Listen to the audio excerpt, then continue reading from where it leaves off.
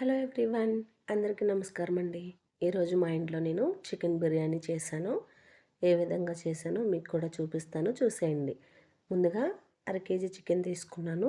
శుభ్రం చేసుకొని ఏ కళాయిలో అయితే వండాలనుకుంటున్నామో అందులో వేసేసుకొని 2 స్పూన్లు కారం, 1 స్పూన్ ఏమో పసుపు, ఒక 2 స్పూన్లు సాల్ట్ వేసుకున్నానండి.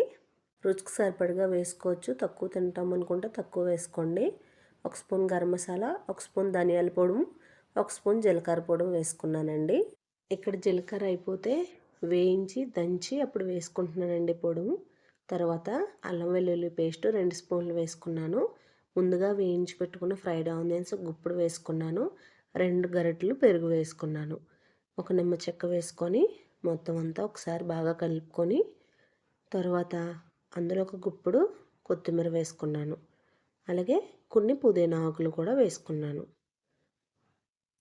ఇందాక ఆనియన్స్ వేపి పెట్టుకున్న ఆయిల్ని ఇక్కడ 2 గిన్నెల్లో వేసుకున్నానండి నేను. ఇంకో క్లిప్ మిస్ అయింది.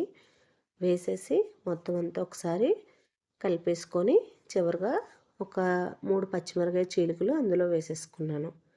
అంతే అండి. మూత పెట్టి ఒక అరగంట సేపు వదిలేశాను. ఈలోపు బియ్యం నానబెడదామని బాస్మతి రైస్ చూస్తున్నారు కదా, ఈ గ్లాస్తో 2 గ్లాసులు తీసుకున్నానండి. ఖచ్చితంగా ఒక కేజీ ఉండొచ్చు. 2 సార్లు శుభ్రంగా కడిగేసుకొని వాటర్ వేసి నానబెట్టుకున్నాను. మూత పెట్టేసి పక్కన పెట్టిన తర్వాత అరగంట తర్వాత కూర చూస్తే ఈ విధంగా అయిందండి. దీన్ని స్టవ్ వెలిగించుకొని ఉడకనిద్దాం. ఒక పక్క కూర ఉడుకుతూ ఉండగా మరో పక్క బిర్యానీ రైస్కి తయారు చేసుకుందామండి. ఎసరు పెట్టుకున్నాను. అందులో 1 స్పూన్ సాజీరా, 1 స్పూన్ నెయ్యి వేసుకున్నాను. రుచికి సరిపడగా సాల్ట్ వేసుకుంటున్నాను. ఇక్కడ ఉప్పు చూసి వేసుకోండి, రాళ్ళు ఉప్పు కూడా ఉపయోగించుకోవచ్చు. అలాగే కొంచెం కొత్తిమీర, కొంచెం పుదీనా కూడా వేస్తున్నాను. ఒక చెక్క నిమ్మరసం పిండుకున్నానండి.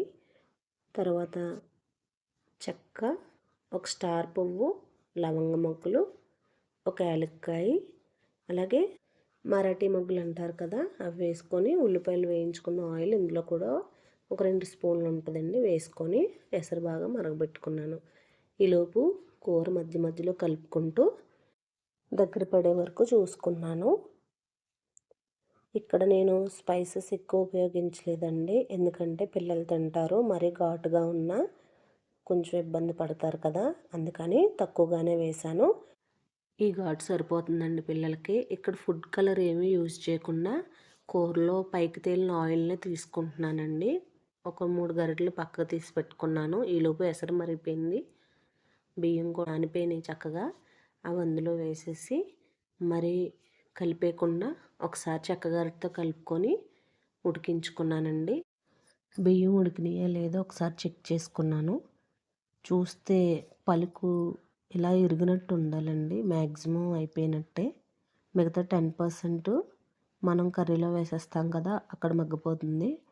ఈ విధంగా అయిన తర్వాత ఇలా చిన్న జాలి ఉందండి నా దగ్గర, దాంతో నీళ్ళు వడబోసుకొని ఆ రైస్ని అందులో వేసేసాను. మొత్తం అంతా వేసేసిన తర్వాత ఒకసారి గరిటెతో మొత్తం స్ప్రెడ్ చేసుకొని దానిపైన ఫ్రైడ్ ఆనియన్స్, అలాగే కొంచెం కొత్తిమీర, కొంచెం పుదీనా, అలాగే ముందుగా ఫ్రై చేసి పెట్టుకున్న జీడిపప్పులను వేసుకున్నానండి.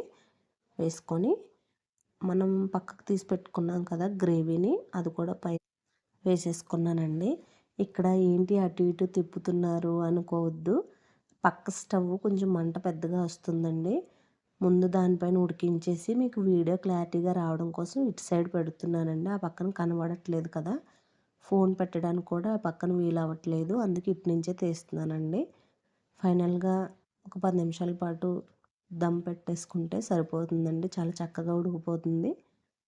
అంతే అండి, చాలా ఈజీ, చాలా బాగుంది. మరీ రెస్టారెంట్ అంతా టేస్ట్ లేకపోయినా మ్యాక్సిమం ఇంట్లో వాళ్ళందరూ తిని బాగుంది అని అన్నారండి. లెగ్ పీస్ కూడా లోపల వరకు చాలా చక్కగా ఉడికిపోయింది.